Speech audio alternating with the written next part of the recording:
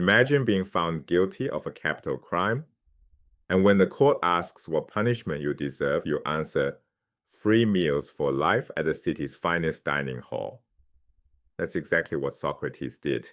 It wasn't madness, it was the most deliberate philosophical act in Western history. Athens, 399 BCE. A 70-year-old man stands before 501 jurors. He has just been convicted. What he does next will reshape how the West thinks about heroism, wisdom, and death.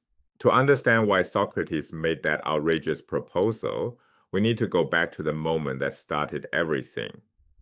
A trip to the oracle at Delphi. Socrates' friend Chaerephon traveled to the most sacred site in the Greek world and asked the priestess a simple question: is anyone wiser than Socrates? The oracle answered, no one. Socrates was baffled. He possessed no specialized knowledge, no expertise. He couldn't write poetry. He couldn't build ships. He couldn't run a government. So he launched an investigation. He went to the politicians of Athens, men who governed the most powerful democracy on earth. He questioned them and found they held strong opinions but couldn't defend them under scrutiny. They mistook confidence for knowledge. He went to the poets, the cultural authorities of the Greek world. Same result. They produced beautiful works but couldn't explain the principles behind their own creations. He went to the craftsmen, and the only group who genuinely knew something. A carpenter knows how to build a table, but the craftsmen made a fatal error. Because they mastered one domain, they assumed their expertise extended to everything else. Every group Socrates examined shared the same flaw. They believed they knew more than they did. And here the oracle's meaning became clear. Socrates wasn't the wisest because he knew the most. He was the wisest because he alone recognized what he didn't know. Wisdom is not the accumulation of facts. Wisdom is the recognition of your own ignorance. This insight, wisdom as epistemic humility, became the foundation of everything we now call the Socratic method. Socrates didn't treat this discovery as an intellectual curiosity. He treated it as a divine command. He told the jury he possessed a daimonion, a divine inner voice, that guided his actions. This voice commanded him, never stop philosophizing. He told the jury outright, even if you acquit me on the condition I stop examining people, I will refuse. I will obey God rather than you. This wasn't arrogance. In Socrates' framework, this was the highest piety, obedience to a divine mission, regardless of the cost. So Socrates has told 501 jurors, my mission comes from God, and I won't stop even if you release me. The jury votes. The verdict? Guilty. Now comes the moment that turns the trial into legend. Athenian law gave the convicted defendant one final move. Both sides propose a penalty, and the jury chooses between them. The prosecution has proposed death. Socrates must propose an alternative. This is his chance to save his life. The expected play: propose exile, a heavy fine, a vow of silence, any reasonable counter penalty, and the jury will likely take it. 500 men don't want to execute a 70-year-old philosopher if they don't have to. Instead, Socrates proposes free maintenance at public expense in the Prytaneum, the civic dining hall where Athens honors its Olympic champions. He is equating his philosophical mission with the highest glory Athens can bestow. When the court presses him for a serious number, he offers a fine of 1 mina, roughly the price of a single slave. His friends, including Plato, scramble to offer 30 minae. The jury chooses death. This was not a negotiation that failed. Socrates never intended to negotiate. Proposing a real punishment would mean admitting he had done something wrong, and he refused to concede that. The jury has chosen death. For most defendants, the story ends here. Socrates is not most defendants. He rises and delivers 2 separate speeches, one to each faction of the jury.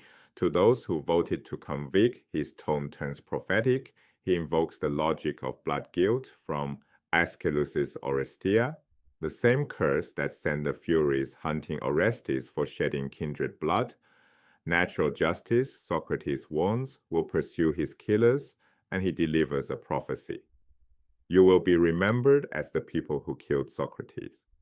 The condemned man is passing judgment on his own judges, and then he turns to those who voted to acquit.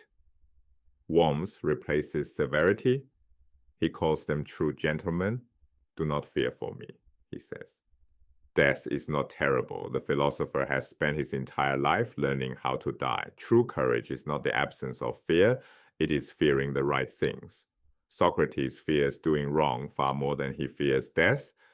Two audiences, two tones, one devastating performance. These two speeches don't just move us, they're designed to move us in a way Plato borrowed from and then surpassed the Greek tragic tradition. A generation later, Aristotle's Poetics defines the highest tragedy as drama that produces catharsis, a purgation of pity and fear. Catharsis strikes when a great hero falls because of a hamartia, a tragic flaw. Oedipus falls because he relentlessly pursues truth. Achilles falls because of his rage. Plato has Socrates produce exactly this catharsis, pity for an innocent man destroyed, fear that honest living can lead to punishment. But here's the devastating difference.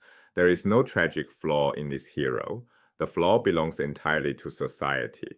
Plato has written a tragedy in which the protagonist is morally perfect and the chorus, Athens itself, is guilty.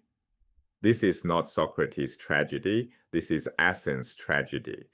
This is Plato's real ambition. He isn't just defending Socrates. He's replacing Homer.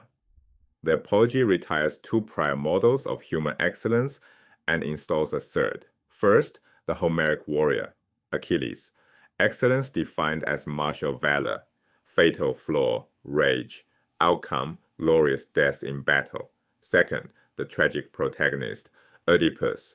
Excellence defined as intelligence and determination, fatal flaw, hubris, outcome, downfall through fate and character combined. Third, Plato's replacement, the philosophical hero, Socrates. Excellence defined as self-knowledge and the examined life. Fatal flaw, none. The flaw has been transferred to society.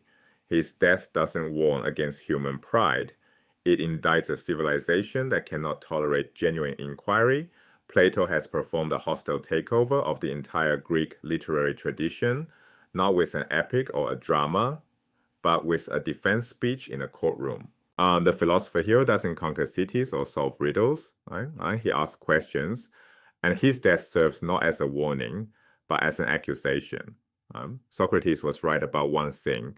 2,400 years later, we remember the name Socrates. We do not remember a single name among the 501 jurors who condemned him.